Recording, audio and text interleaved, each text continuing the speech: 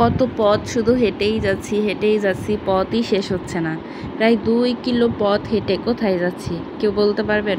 এত দূরে হেঁটে যাচ্ছি, কষ্ট নেই, কিন্তু যার জন্য হেঁটে যাচ্ছি তা যদি দেখতে পারি তাহলে তো কষ্টটা আলহামদুলিল্লাহ, কষ্টটা বিফলে যাবে না। যাই হোক, হেঁটেই যাচ্ছি, কিছুটা মাটির রাস্তা, কিছুটা ইটের রাস্তা, কিছুটা বাড়ি দিয়ে হেঁটে যাচ্ছি।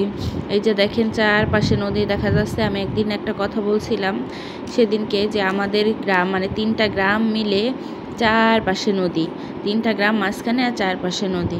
আগে 3টা গ্রাম ছিল, মানে 2-3 বছরের মধ্যে ভেঙে একটা গ্রাম অলরেডি চলে গেছে, আর 2টা গ্রাম আছে। এই যে চারপাশে, আমাদের বাড়ির চারপাশে কিন্তু নদী। যাই হোক, নদীর কর্নার দিয়ে, রাস্তা দিয়ে, বাড়ির উপর দিয়ে হেঁটে হেঁটে অবশেষে আমরা যার জন্য আসলাম, এই যে দেখেন, এই যে তাদের বাড়ি আমরা পেয়ে গেছি। এই যে আমরা আসলে গরু দেখতে আসছিলাম। আসলে আমাদের বাজেট খুব বেশি না, 60, 70, 80 এরকম। তো দেখতেছি যেহেতু 70-80 হাজার টাকা বাজেট, সেহেতু আমাদের ভাগে আর দেওয়ার দরকার নেই। ছোটো মোটোর মধ্যে যদি নিজেদেরই একটা গরু হয়ে যায়, কারণ কোরবানির গরু আলাদা যদি দিতে পারেন সেটা হচ্ছে সব থেকে ভালো। কারণ কার মনে কি থাকে, যেহেতু কুরবানির ব্যাপারটা মানে খুবই সেন্সিটিভ একটা ব্যাপার, সেহেতু চাচ্ছিলাম যে দেখি ছোটো মোটোর মধ্যে একটা দেয়া যায় কিনা, এজন্যই দেখতে আসছিলাম। এই যে এটা হচ্ছে মেয়ে গরু। ওই ছেলে ওনাদেরকে বলছিলাম যে একটু বের করে নিয়ে দেখানোর জন্য, তো এটা মেয়ে গরু আর ভিতরেরটা ছেলে গরু। পরে বলতেছিলাম যে মেয়ে গরুটা তো দেখাইলেন, ছেলে গরুটা দেখান। বলতেছে 2টা যদি একসাথে বের করি তাহলে ওরা গোতাগুতি শুরু করে দিবেন, ওইখানে থাকা যাবে না। এজন্য হচ্ছে ছেলে গরুটাকে বের করে নেই, মেয়ে গরুটা বাইরের থেকে দেখলাম, আর ছেলে গরুটা যে দেখেন ভিতর থেকে দেখলাম। গরু দুটা ভালোই, দেশি গরু, এদের এত হাইব্রিড খাবার টাবার এত খাওয়ায় না, মানে যতদূর ঘরের খাবার খেয়ে যতদূর আর কি মানে ওরা থাকতে পারে, এজন্যই বেশি স্বাস্থ্য হয় নাই। দামও মোটামুটি উনি ভালোই চাইছে, কিন্তু এত দামে উনি বিক্রি করবে না, যেহেতু উনি যেহেতু গরুর মালিক, সেহেতু গরুর দাম তো উনি বেশি চাইবেই, কিন্তু আমরা তো কিনবো, আমাদের একটা আন্দাজ আছে, মানে আমাদের দাম দিয়ে আমরা কিনবো। আর উনি যে দাম বলছে সে দামে তো উনি বিক্রি করতে পারবে না, তার থেকে তো আমরা অবশ্যই কমেই নিব।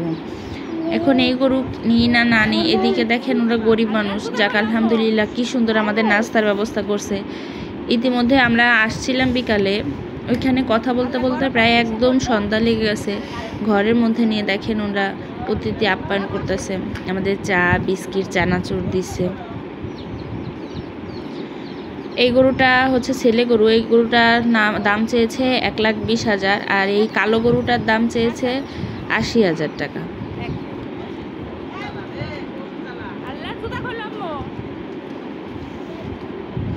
যাওয়ার কিছুক্ষণ পরে ওনারা দেখেন আমাদের জন্য কি সুন্দর করে চা, বিস্কিট, চানাচুরের আয়োজন করলো। আমরা চলে আসবো সেই মুহূর্তে ওনারা আমাদেরকে দিছে, বলতেছে খেয়ে যান, একটু খেয়ে যান।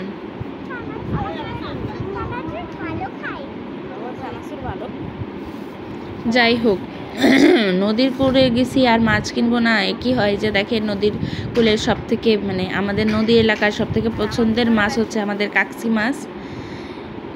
আগে অনেক কাকসি মাছ পাওয়া যেত, এখন কাকসি মাছ খুবই কম পাওয়া যায়। এই কাকসি মাছ আম্মা আনছে 3 ভাগের 1 ভাগ, 3 ভাগের 1 ভাগ আনছে 150 টাকা দিয়ে, আর পুরোটা কাকসি মাছ ছিল 450 টাকা। 3 ভাগের 1 ভাগে যে 150 টাকার মাছ দেখেন, তাও আলহামদুলিল্লাহ, কারণ বাজারে কাকসি মাছের যে দাম 400 টাকা কেজি, এখানে প্রায় হাফ কেজির বেশি হবে, প্রায় 3 পোয়া কাকসি মাছ হবে। মা 150 টাকা দিয়ে আনছে। মা এসে কাকসি মাছের বলতেছিলাম যে মা ভালোই তো কিনছেন, পরে মা কাকসি মাছের গল্প করতেছিল যে আমি যেটুক কিনছি 3 ভাগের 1 ভাগ কিনছি, যে এতটুক কাকসি মাছ 450 টাকা, এরা 9 জন জেলে মিলে এই মাছ ধরছে। পরে বলতেছে, আন্টি আপনারা তো মানে টাকার হিসাব করতেছেন, আমাদের 9 জনের কষ্টের শ্রমের এই মাত্র 450 টাকা। বিকাল থেকে সন্ধ্যা পর্যন্ত মাছ মারছে, এই যে মাত্র 450 টাকার মাছ পাইছে 9 জন জেলে মিলে।